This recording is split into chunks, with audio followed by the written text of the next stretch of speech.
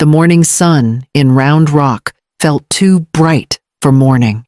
The church bells tolled heavy and slow, each note pressing against my chest. I clutched the folded handkerchief Henry once carried in his suit pocket, trying to draw strength from its worn fabric. Friends and neighbors approached me with solemn faces, murmuring condolences that blurred together like distant waves. But over the hymns and whispered prayers, I caught sharper voices, ones that belonged to my own family. Evangeline stood by the front pew, her black dress tailored to perfection, her lips curved in something closer to satisfaction than grief. Damien lingered behind her, tapping his phone, his eyes restless. When the final blessing ended and the crowd began to file out, Evangeline moved with a precision that sent a chill through me. She pulled a folded document from her purse and held it aloft with a theatrical sigh. "Father left this," she announced, her voice slicing through the murmur of the sanctuary.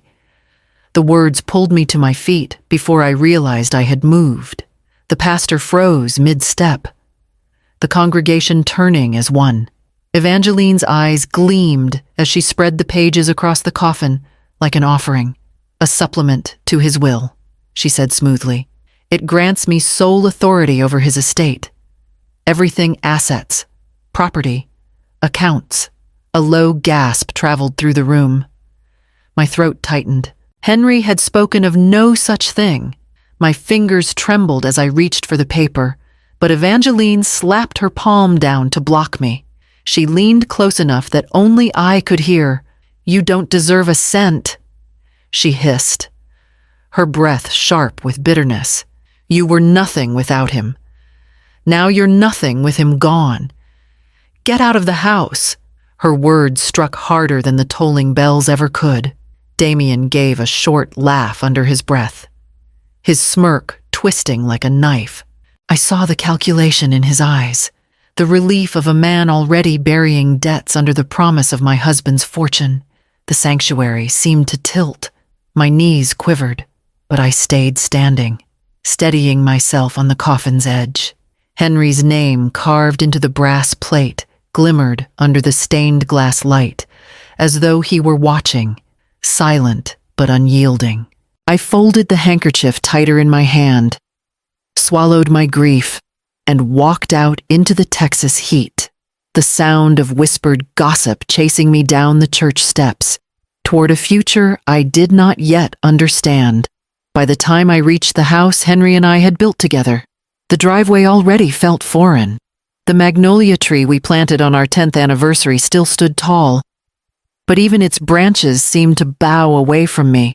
When I opened the door, the scent of lavender polish met me too clean, too final. Boxes lined the hallway like gravestones. My dresses, photographs, even Henry's cufflinks that I had tucked carefully in a drawer, were stacked without care. Evangeline stood in the living room, arms crossed, her heels clicking once against the hardwood as though announcing her dominion. "You're old, irrelevant, and weak," she said, not raising her voice but sharpening every word. "This house is mine now. Take what you can carry and go." I tried to speak, but my voice caught in my throat. For a moment, I searched her face, hoping to see the girl I once held through fevers and heartbreaks, but her eyes were stone, trained on Damien, who lounged in Henry's chair as though he had already claimed the throne. I packed one suitcase in silence. No protest, no plea. The weight of humiliation pressed harder than the weight of the bag. When I closed the front door, it didn't sound like wood meeting a frame. It sounded like the end of an era. That night, a friend from church, Martha Redding, opened her guest house to me. The small space smelled of cedar and old hymnals, a kindness I hadn't earned but needed desperately. Lying awake on the narrow bed, I stared at the ceiling beams and let the memories flood in. I remembered working late nights beside Henry in the trucking office, my hands ink-stained from ledgers, my back aching from double shifts. I remembered Evangeline asleep on a cot in the corner, never knowing her dinner came from hours I'd carved out of my own body. The tears came hot and silent. Betrayal burned deeper than grief. But beneath it, something else stirred a pulse of defiance. Faint but alive, waiting for its moment. Martha's guest house was quiet, but sleep never came easily. Each creak of the wooden beams reminded me of all I had lost. On the third night, I decided to drive out to the old farmhouse Henry and I once used as a retreat. It had been years since I last turned its key, and dust covered the porch, but it was still ours, or so I prayed. Inside, the air carried Henry's presence in every corner. His desk sat against the far wall, heavy oak scarred by decades of work. I ran my fingers along the grain, remembering the way he would lean over ledgers with his glasses slipping down his nose. In the drawer, I found only old stationery, but on the shelf above rested his prayer book, the one he never let anyone touch. As I opened it, a small brass key slid out and struck the floor with a soft chime. My breath caught. Kneeling, I held it in my palm, its weight oddly warm, as if Henry himself had placed it there for me. I tried it on the locked drawer of his desk. The tumblers turned, and the drawer slid open. Inside lay a worn leather journal and 2 sealed envelopes marked with my name. My hands trembled as I opened the journal. Henry's handwriting curved strong across the pages, though the ink sometimes blurred where his hand had pressed too hard. Entry after entry revealed what I had long suspected, but never dared to say aloud. Evangeline had asked him for loans that were never repaid.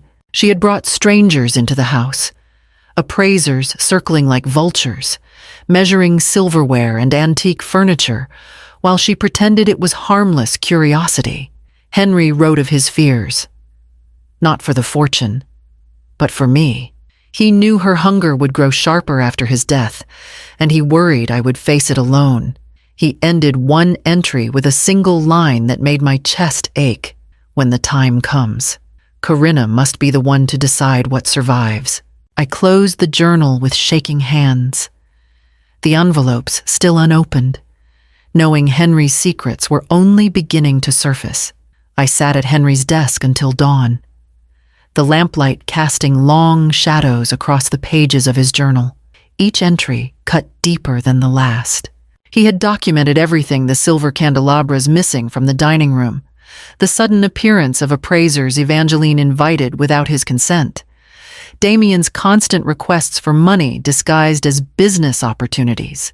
The numbers told a story of betrayal in black ink, meticulous and undeniable. One page stopped me cold. Henry had sketched his own signature beside a forgery he discovered on a loan document. He noted how Damien had tried to use his name to secure funds from a bank in Austin, only to be caught by a sharp-eyed clerk. "She knows," he wrote. Evangeline turned her face away as if she hadn't seen him do it. My fingers trembled as I traced the lines, my heart torn between grief and fury.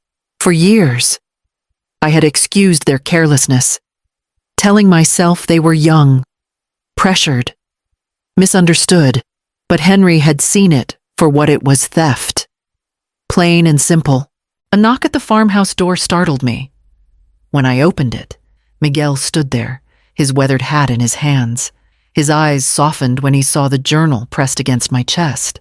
"Señora," he said gently, "I know what they've done. I saw her." I motioned him inside, and he spoke quietly of the funeral night. He had caught sight of Evangeline slipping a velvet pouch into her handbag, the glint of silver catching the porch light. He hadn't confronted her. Decades of service had taught him silence, but he remembered every detail. I listened, my body rigid, tears threatening but refusing to fall. For the first time since Henry's death, a strange strength rose in me. This wasn't only sentiment. This wasn't just memory. I held proof: written records, forged signatures, a witness willing to stand beside me.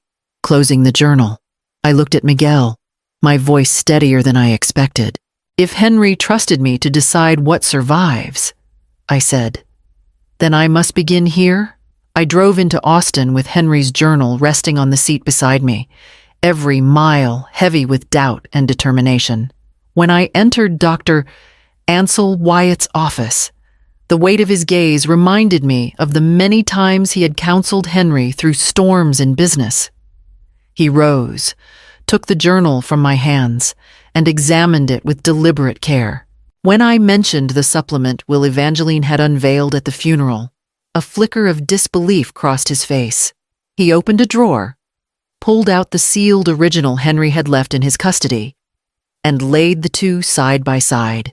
The differences were glaring. Evangeline's version bore an uneven seal, the ink darker, the wording altered to remove me entirely. Wyatt adjusted his spectacles and looked at me firmly. "It's a forgery. Mrs. Hale, your husband left you everything. He trusted me to guard against exactly this." Relief and grief tangled in my chest.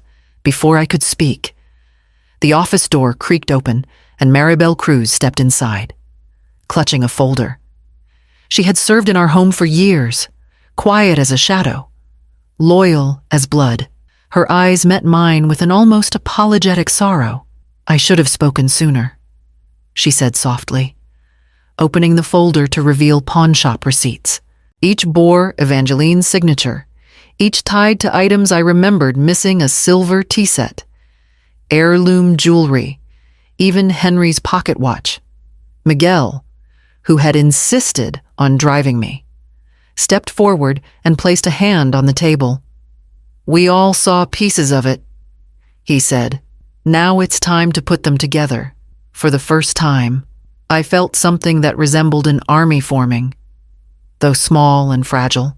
Ansel with his legal weight, Maribel with her records, Miguel with his steady eyes. They were not warriors, but they were mine. Yet even as we sat in that office, Evangeline's poison spread.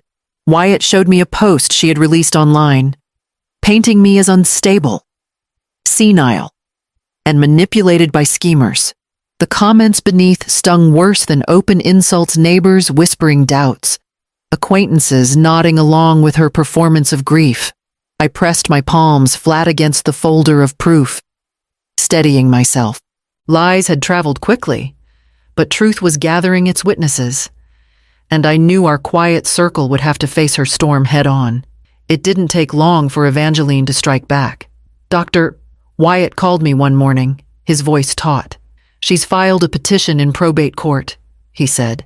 "She's claiming you're mentally unfit to manage the estate." My breath caught. I had heard the whispers around town, comments from neighbors who once waved kindly, but now tilted their heads in pity. Damien had been fueling the fire, telling creditors and business partners that I was slipping, that soon everything would be in their hands. When Wyatt handed me the petition later that afternoon, I saw my name buried beneath lies, supported by a medical report from a doctor I had never met. It claimed I suffered from memory loss and confusion. Reading it felt like swallowing glass. Miguel found me in the farmhouse kitchen, staring at the papers with trembling hands. He set down a steaming mug of coffee and pulled out the chair across from me. "Señora," he said quietly, "Henry wrote everything down. That journal, it's your shield. And I will stand beside you. I saw her steal. I will swear it." His steady presence steadied me. We gathered what we had: Henry's journal with its meticulous records, Maribel's receipts showing Evangeline's thefts, and Miguel's promise of sworn testimony. Wyatt compiled it all with the precision of a surgeon, arranging the documents into a case that could breathe beneath the suffocating weight of their lies. When the day came, I walked into the courthouse flanked by Wyatt and Miguel. The marble floors echoed with each step, my pulse matching their rhythm. Evangeline and Damien were already inside, their lawyers whispering confidently at their sides. She didn't look at me as I sat, but I felt her smirk like a blade across my skin. Judge Mercer entered with measured calm. Wyatt rose first, presenting the journal and Miguel's affidavit. The judge's eyes flicked over each page, her expression unreadable. After both sides argued, she set down her pen and looked squarely at Evangeline. "This matter requires mediation," she said. "We will hear evidence in full before deciding." The gavel struck, its echo reverberating through my bones. For the first time, the fight was no longer confined to shadows. It had stepped into the light of the court. The farmhouse had become more than a refuge. It was now a war room. Wyatt pored over legal papers at the dining table. Maribel sorted through her stack of receipts, and Miguel kept a quiet watch near the door. That was when Jordan Patel arrived, a young IT consultant Henry had once trusted with his company's systems. His sharp eyes and steady voice gave me a flicker of hope I hadn't felt in weeks. Jordan carried a battered laptop, its case covered in faded stickers. He explained that Henry had encrypted a series of files years ago, leaving instructions in case of family disputes. Hearing those words spoken aloud felt like Henry himself had anticipated every betrayal. When Jordan cracked open the files, my breath caught. The first recording played Damien's voice, low and menacing. "Sign the papers." "Henry, you don't need to worry about details. I'll handle it." Henry's reply was weary but firm. "You won't use my name to cover your debts." The next file cut deeper. Evangeline's voice, sharp with disdain. "Mother can't even keep her thoughts straight. She won't know what's happening until it's over." I clenched the edge of the table, the sting of her mockery sharper than any blade. Another clip revealed them together. "Plotting signatures," Damien bragged. "I've copied his handwriting before. One more won't matter." Evangeline's laugh followed, brittle and cold. The room fell silent when the final clip ended. Wyatt looked at me with steady conviction. "This changes everything." For the first time, the scales seemed to tilt in my favor. But victory never stays unchallenged. That very evening, Evangeline released her own performance of video online, her eyes red-rimmed, her voice breaking with practiced sorrow. She called herself a grieving daughter, abandoned by a mother corrupted by money. She spoke of betrayal, of loneliness, of love denied. Within hours, comments poured in from neighbors, church members, and strangers alike, some already choosing her side. I watched the video in the farmhouse kitchen, Miguel standing silently behind me. The weight of the recordings pressed in one direction, the flood of public sympathy in another. Truth and lies now raced neck and neck, and the world seemed uncertain which to follow. The gravel crunched outside before I saw the line of cars pulling up to the farmhouse gate. Evangeline stepped out first, flawless in a tailored black suit. Damien close behind with 2 lawyers at his side. Cameras followed them, red lights blinking as microphones stretched forward. They wanted a spectacle, and they had brought an audience. Neighbors drifted closer, drawn by the commotion. Some whispered.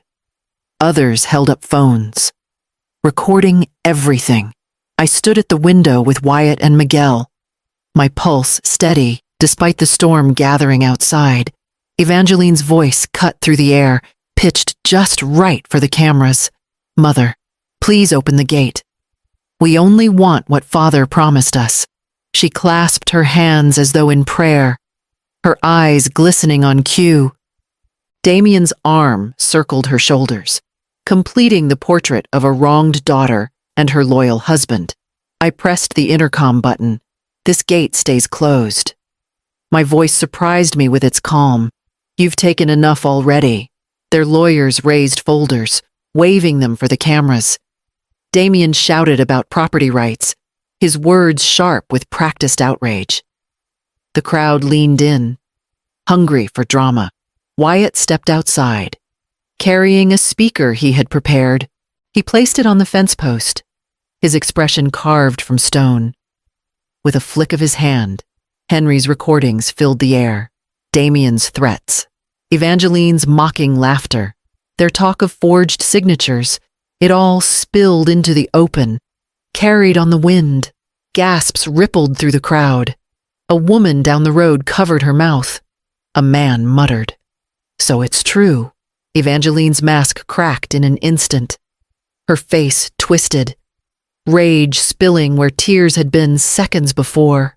"Turn that off," she shrieked, lunging toward the gate. Damien tried to pull her back, but the cameras had already captured it, the fury, the slip, the truth. I stood behind the glass, Henry's journal clutched to my chest, knowing the fight had shifted again, this time in front of the whole town. The courthouse would be next. The courthouse in Austin felt colder than stone. I sat beside Wyatt, the weight of Henry's journal heavy in my lap, while Miguel, Maribel, and Jordan filled the bench behind me like a quiet wall of strength. When Judge Ione Mercer entered, the room stilled as though the very air held its breath. Evangeline rose first, her eyes brimming with tears, her voice trembling with rehearsed sorrow. She spoke of love denied, of a mother consumed by greed. Damien followed with his usual swagger, waving papers and barking about property rights. The judge listened without expression, then lifted a hand. Enough. The silence that followed cut sharper than any gavel. Wyatt stood, his tone even, and laid the evidence on the table one piece at a time. Maribel's receipts of pawned heirlooms, Miguel's affidavit describing the theft at the funeral, Jordan's decrypted recordings of threats and laughter. Each page, each voice, stacked higher until the lies collapsed under their own weight. Finally, I rose. My hands didn't shake as I placed Henry's true will before Judge Mercer, his signature, his seal, his clear words naming me as sole heir. For a long moment the courtroom was silent, even Evangeline's tears drying into stunned stillness. Judge Mercer's eyes swept the room. This court recognizes the will of Henry Hale as valid. Evangeline Hale Moore is ordered to relinquish all claims to the estate. Damien Moore, you are hereby referred for investigation into possible fraud. The gavel fell, final and sharp. Evangeline's face drained of color. Damien's bluster collapsed into silence. And I exhaled for the first time in months. The weight I had carried alone was no longer mine, and as I stepped out of that courtroom, I knew the choice of what to do next rested only with me. The months that followed felt like breathing fresh air after years underground. The estate no longer loomed as a burden of figures and contracts. It became a canvas Henry had left for me to shape. With Wyatt's guidance, the Hale Foundation was born, its charter signed in the same courthouse where Evangeline's lies had crumbled. Scholarships for widows and single mothers, apprenticeships through the trucking company, funds for women rebuilding their lives. The money no longer sat in vaults. It moved like a current into places where it mattered. I visited the first group of recipients at Texas State. Their faces, bright with hope, reminded me of the girl I once was, stretching every dollar, carrying responsibility, heavier than books. One woman pressed my hands and whispered, "This changes everything." I thought of Henry and felt him smiling through her voice. Meanwhile, Evangeline and Damien's world unraveled. Bankruptcy filings painted their names across the newspapers. Creditors circled like hawks, and their former friends in Austin society stopped answering their calls. I did not gloat. Their collapse was their own making, a tower built on greed that had finally toppled. Back at the farmhouse, I tended Henry's roses, pruning carefully, letting the thorns prick my gloves just enough to remind me of survival. The journal he left me lay on the table nearby, its last page read and reread, closing it gently. I whispered into the twilight, "I was never your burden, Evangeline. You were mine, and I've finally set it down." Then I opened a new book, blank pages waiting beneath my pen. The words came steady, not of defense or fear, but of beginnings, my own journal, my own record, no longer shadowed by betrayal. The roses swayed in the evening breeze, and for the first time in years, I felt the ground beneath my feet was entirely mine.